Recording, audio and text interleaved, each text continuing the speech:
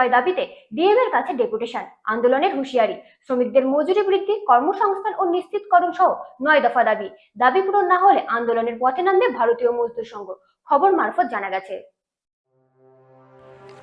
ভারতীয় মজদুর সংঘের পক্ষ থেকে ডেপুটেশন প্রদান করা হয় ডিএম এর কাছে। তাদের 9টি দাবি সনদ তুলে দেন।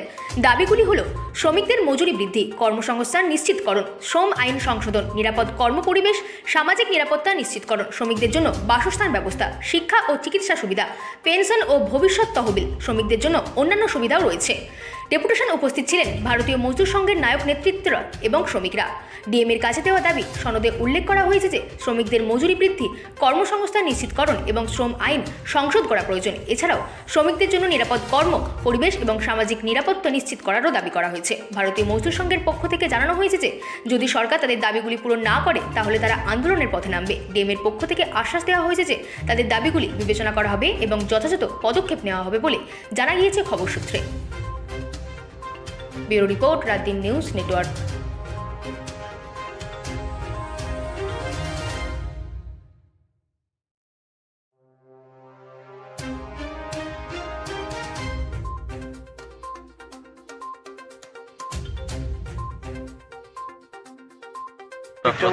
সাধারণ সম্পাদকের দায়িত্ব পালন করছে।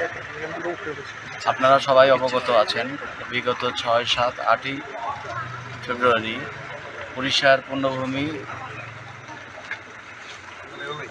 পুরীতে আমাদের অখিল ভারতীয় অধিবেশন সম্পন্ন হয়েছে। সেখানে 23টা দেশের প্রতিনিধি আমাদের সেই বৈঠকে সম্মেলনে অংশগ্রহণ করেছেন।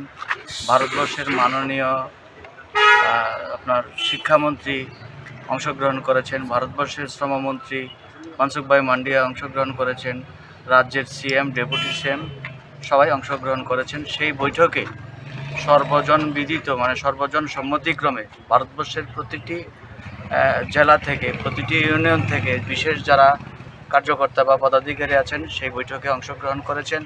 সেখানে আমাদের যে দাবিসমূহ বিষয় নিয়ে যে আলোচনা হয়েছে এবং সিদ্ধান্ত হয়েছে যে 29টা লেবার কোডকে ভেঙে যে 4টি লেবার কোড করা হয়েছে তার মধ্যে বিশেষ কিছুগুলো বিষয়কে এড়িয়ে যাওয়া হয়েছে। আমরা আশা রাখছি ভারতীয় মজদুর সংঘের যে এই দীর্ঘদিনের আন্দোলন, সেই আন্দোলনের কথাকে মাথায় রেখে এবং শ্রমজীবী গরিব মানুষের কথায় মাথায় রেখে ভারত সরকার আমাদের এই দাবিগুলো পূরণ করবেন। বিশেষ করে এখানে অঙ্গনওয়াড়ি, আশা ওয়ার্কার সহ আউটসোর্সিং এবং বিভিন্ন ফ্যাক্টরিতে কর্মরত যারা শ্রমিক ভাইয়েরা আছেন তাদেরকে ইপিএফ, ইএসআই এগুলি প্রদান করা হোক যথারীতি, লেবার কোডকে মান্যতা দিয়ে। পাশাপাশি এখানে যে আপনার 2000 টাকা, আজকের যুগে 2000 টাকা ভাতা দেওয়া হচ্ছে আশা কর্মীদের, আশা ফেসিলিটেটর যারা আছেন। আজকের যুগে 2000 টাকা একটা অতি সামান্য বিষয় এবং 1000 টাকা যেখানে আপনার পেনশন দেওয়া হয়। আপনারা সবাই অবগত আছেন যেখানে সামাজিক ভাতা 2000 টাকা দেওয়া হয়, সেটা অতি নগণ্য, এটা মস্করা বললে এটা ভুল হবে না।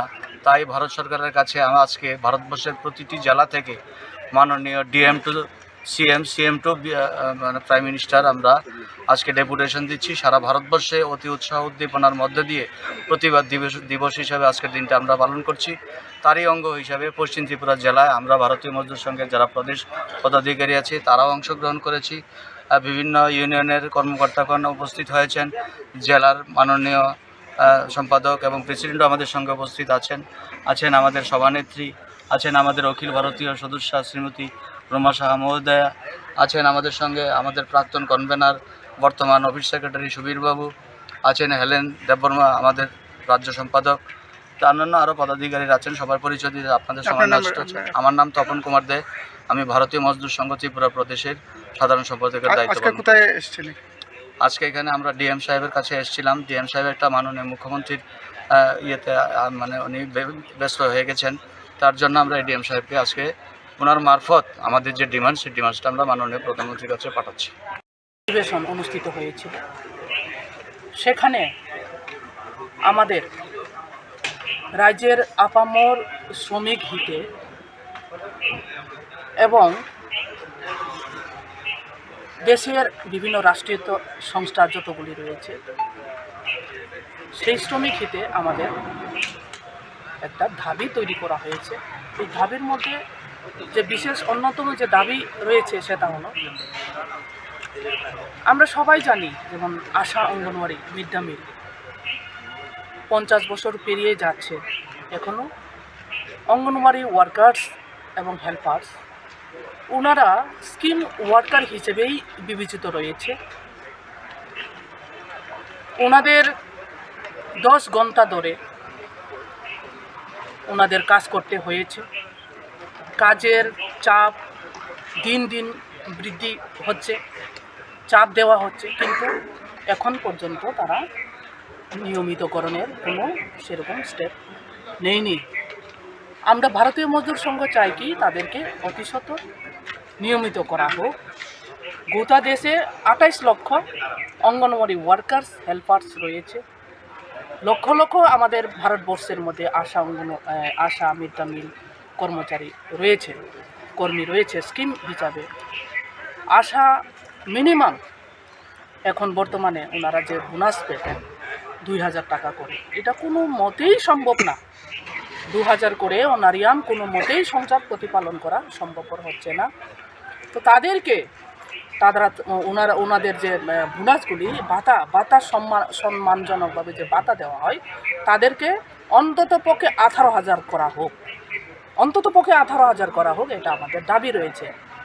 তো তৃতীয়ত দাবি রয়েছে আমাদের 1965 অ্যাক্ট অনুসারে, ভারতীয় সংবিধানের 1965 অনুসারে আমাদের যতগুলি চুক্তি মাধ্যমে বিভিন্ন কোম্পানিতে বিভিন্ন ইন্ডাস্ট্রিতে যতগুলি চুক্তির মাধ্যমে নিযুক্ত হচ্ছে শ্রমিকদের, তাদেরকে যাতে স্থায়িত্বকরণ করা হয়, হায়ার অ্যান্ড ফায়ার নীতি যাতে চালু না করতে পারি, এরকম আমাদের একটা ডিমান্ড রয়েছে।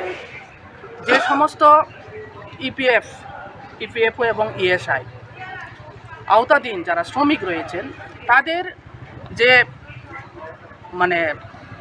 ওনারা যে পাচ্ছেন, ওনারা যে প্রাপ্য পাচ্ছেন, এটা বৃদ্ধি করা। পাশাপাশি সংবিধানের আমাদের এই যে আইএলসি ইন্ডিয়ান লেবার কনফারেন্স, দীর্ঘদিন ধরে ইন্ডিয়ান লেবার কনফারেন্স আহ্বান করা হয়নি। কেন্দ্রীয় সরকার অতি সত্বর ইন্ডিয়ান লেবার কনফারেন্স করা হয়। এতে আমাদের এই যে ত্রিপাক্ষিক যে কমিটিগুলি রয়েছে, ত্রিপাক্ষিক কমিটিগুলি যাতে পুনর্গঠন করা হয়। ত্রিপাক্ষিক কমিটিগুলি পুনর্গঠন করার মাধ্যমে কার্যকর করা হোক, সেটা আমরা ভারতীয় মজদুর সংঘ এই ডিমান্ডগুলি রাখছি। কেন্দ্রীয় জাতীয় স্তরে যদি এই ত্রিপাক্ষিক বিভিন্ন ক্ষেত্রে যে ত্রিপাক্ষিক কমিটি রয়েছে, শ্রমিক কল্যাণের উদ্যোগে যে ত্রিপাক্ষিক কমিটিগুলি রয়েছে জাতীয় ক্ষেত্রে, এটা জাতীয় ক্ষেত্রে যদি ত্রিপাক্ষিক কমিটিগুলি যদি পুনরাগঠন করে যদি এটাকে লাগু করতে পারে, তাহলে আমাদের রাজ্যের ক্ষেত্রে, প্রতিটা রাজ্যের ক্ষেত্রে সেই ত্রিপাক্ষিক কমিটিগুলি শক্তিশালী হবে এবং আমাদের শ্রমিকের কল্যাণে সেখানে চর্চিত হবে, আলোচনা হবে বিস্তারিতভাবে। তো আমাদের এই ডিমান্ডগুলি রয়েছে।